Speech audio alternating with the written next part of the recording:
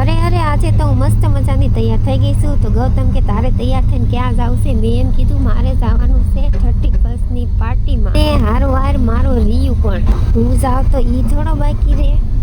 હાલો તમારે બધાને આવવું હોય એટલે પછી જો તૈયાર થઈ ગયા છે અમે આખી ફેમિલી. તો ચલો હવે આપણે આવી ગયા છે મોલમાં, કારણ કે આપણે પાર્ટીમાં તો અહીંયા જ આવવાનું હતું અને અમે બધા એક હારે આવ્યા, કારણ કે બધા હારે હારે હોય મજા આવે ને. મારા નણંદુ ને અમે બધા આવ્યા અને મોલમાં તે જો કેવું મસ્ત મજાનું ડેકોરેટ કરેલું છે આખો મોલ.